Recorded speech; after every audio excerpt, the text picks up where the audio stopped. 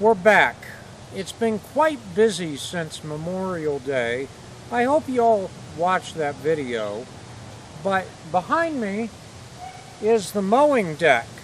That mowing deck has been sitting there for about 3 weeks, 3.5 weeks. Believe it or not, since we started digging out that crap grass up front that we had never used the backhoe before, from that time until now, this past weekend, the dealership has been in possession of the tractor. They came and got it because I was waiting on, well, they were waiting on a part that I asked to have installed when I purchased that tractor, and that was the engine block heater.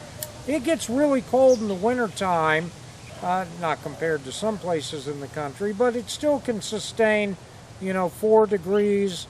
It can go below 0 at times for a couple days, and I just wanted an engine block heater. I've got an engine block heater in all of my trucks and my work van, and I just wanted that engine block. So they took it back, put the engine block heater. It was also missing a fuse. None of the lights worked, and I thought it was something that was unplugged when they took it all apart and put in the third function, and they unplugged something and forgot to plug it in. It didn't end up being the case. It's just simply a missing fuse, and so they replaced the fuse. But it's been gone for 3 weeks, I think, and I didn't record any videos last week either. It was just too busy. I didn't have time. But today I'm going to attempt to reconnect to this mowing deck that's been sitting here for 3 weeks. They say it's always best to park it in the grass because when you roll back over it, it doesn't slide forward. So I did, having no idea I was going to be without the tractor for 3 weeks. So I've had to mow around it with my zero-turn woods mower. And so today, for the first time, I am going to attempt to reconnect the mowing deck. And I've never done it before. My wife's never done it before. Scarlett's never done it before. So we're going to see how this goes. So, I'll be right back with the tractor. Okay. I'm back. The tractor's right there. And I was looking at it because I have the loader on the front. I was looking at it. I know the principles of this, but I don't have a practical application yet. But it looks like this bar right here is my guide bar for that tire, but I can't see the guide bar with the loader bucket lowered, so it looks like I'm going to have to lift up the loader bucket some so I can see that guide bar. And obviously you got to pick it up a little bit, I'd think, to get over the mowing deck. I would think that most of the time when you're connecting and disconnecting, you wouldn't even have the loader on it. That's my guess, but I do have the loader on it, and I'm not taking it off. Maybe I should. It gives me more practice, but I'm not going to. And I also know that you need to put it in 4-wheel drive. It makes it easier to get over the hump. So I will do those 2 things, and then once you come down on the other side, they say to goose it a little bit so it gets a positive lockup into that arm right there. So I'm going to try that, and let's see how it goes. And I know there's these little latches on the underneath. I'm going to check those. I don't think I do anything with them. I think I love them, and they lift up and then they flop back down to keep it from ever coming off voluntarily, I think. So, all right, so let's see how it goes.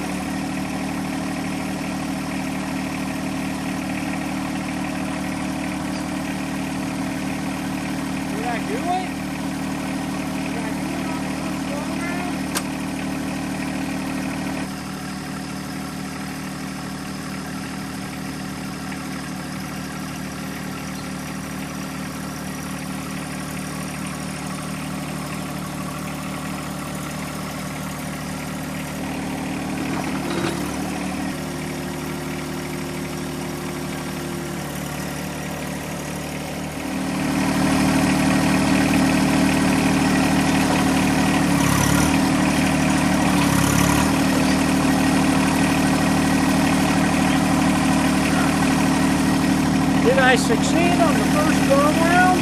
Let's see.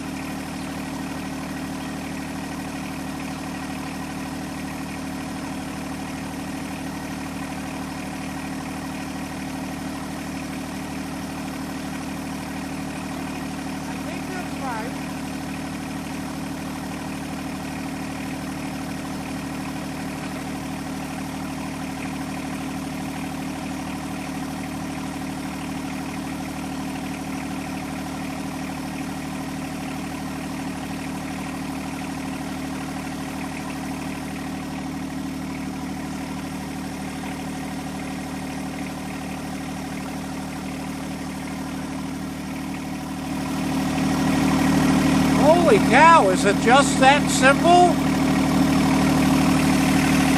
Let's see if it spins up.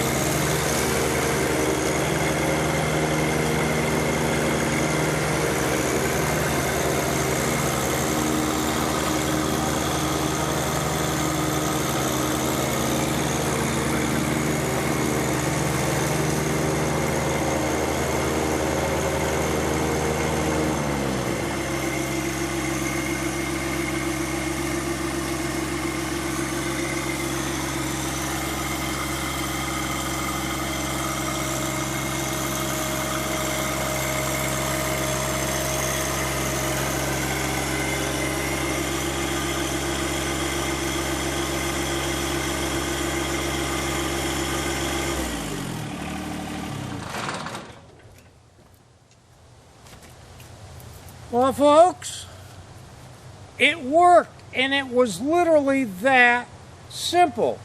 You know, I've heard that people have a little bit of difficulty, you know, when they first try it. They have to take a couple runs at it 2 or 3 times.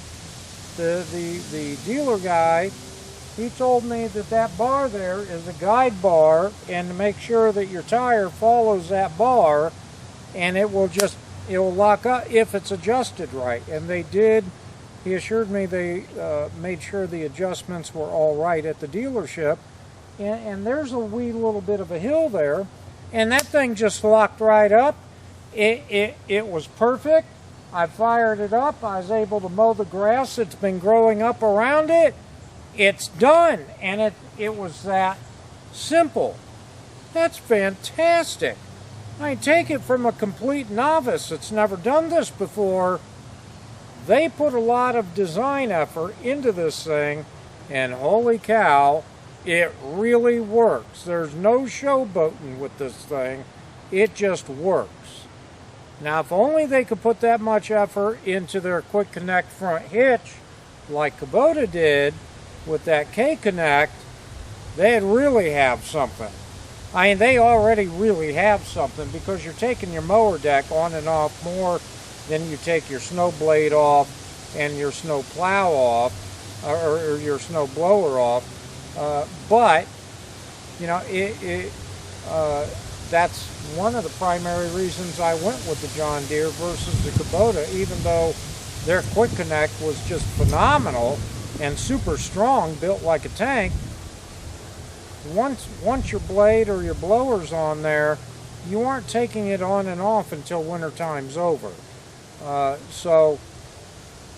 But it would be cool to see John Deere, one up their own machine and put some real effort into updating their front quick connect system. That'd be fantastic. And speaking of the front quick hitch, there is a minor problem with that, and I've talked to the dealer. They've walked me through how to resolve this little problem, and I'll be making about a 10-minute video on that as well. But hey, leave some comments below and tell me where I went wrong, or what I overlooked, or what I could have done better. All right? We'll see you then.